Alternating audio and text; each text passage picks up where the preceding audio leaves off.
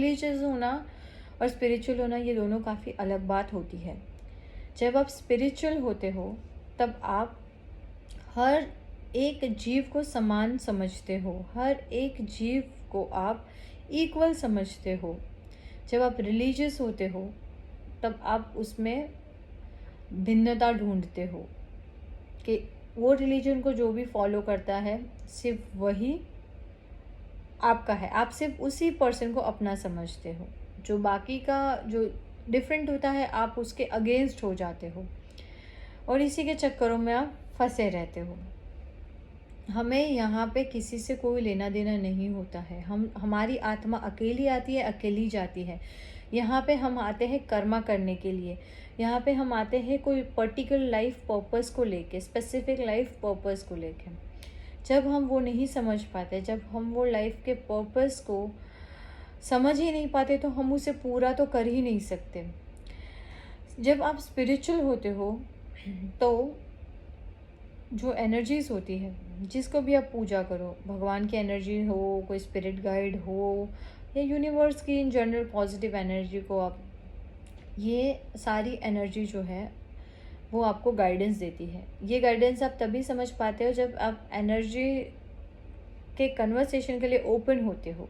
हमारा जो थर्ड आई चक्रा है वहाँ से हम ये कन्वर्सेशन करते हैं। यूनिवर्स की जो एनर्जीज़ होती है, एनर्जीज जो होती है वो बोल नहीं पाती, उनके पास शरीर नहीं होता है। ये जो एनर्जीज़ होती है वो हमारे साथ कम्युनिकेट कैसे करती है? टेलीपैथी से करती है, हमारी थर्ड आई से। आप देखते होंगे कि ऋषि ध्यान, ऋषि जो पहले के योगी थे, ऋषि थे, ये सब ध्यान में बहुत बैठते थे।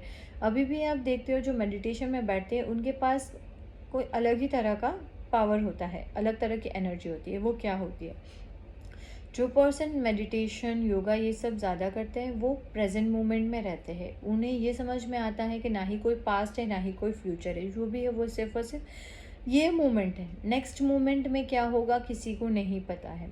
तो जो लाइफ है वो इस मोमेंट में है, करंट मोमेंट में है। तो करंट मोमेंट में जब आप रहने लगते हो तो आप हर एक चीज़ जो आपकी बॉडी में होती है आप उसे ऑब्ज़र्व करना स्टार्ट कर देते हो। जो भी एनर्जी आपके आजू बाजू होती है उसे आप ऑब्ज़र्व करना स्टार्ट कर देते हो। वो एनर्जी पॉजिटिव हो या नेगेटिव हो, जब आप कॉन्शियसली देखते हो तो आप सिर्फ और सिर्फ पॉजिटिव एनर्जी को ही ऑब्ज़र्व करते हो अपनी बॉडी में, अपने ऑरा में। ठीक है, और उस ऑब्ज़र्व की भी हुई एनर्जी से क्या चेंजेस आ रहे हैं वो आप ऑब्ज़र्व करते हो अपनी बॉडी में। पर इसके लिए आपको कॉन्शियस होना बहुत ज़रूरी होता है।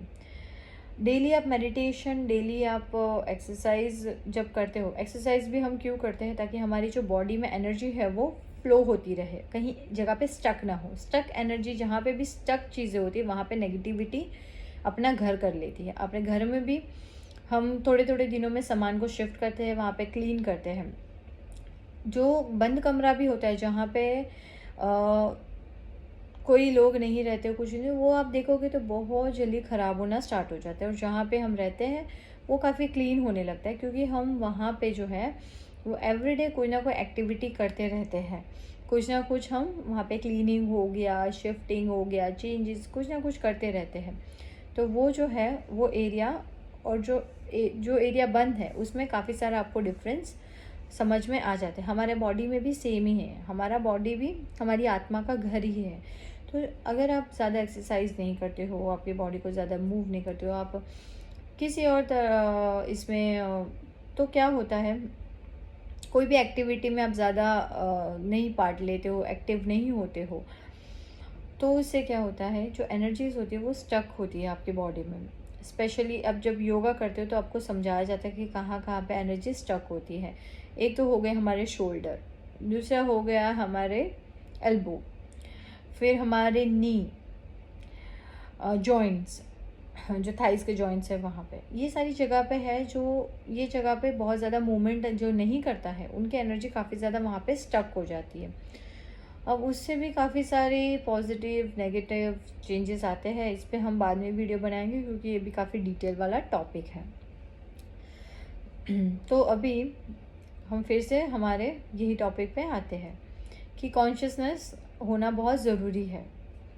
तो जैसे आप किसी भी स्पिरिचुअल या रिलीजियस में भी अगर आप बहुत ज़्यादा बिलीव करते हो और आप किसी पर्टिकुलर इसको फॉलो करते हो, तो आप में वो कॉन्शियसनेस आना स्टार्ट हो जाती है। मेन ये है कि आप भले रिलीजियस हो बट आपको स्पिरिचुअल भी बनना पड़ता है, तभी ही आप आगे मुक्ति की तरफ जाओगे, तभी आप अपना लाइफ का पर्पस पूरा करोगे।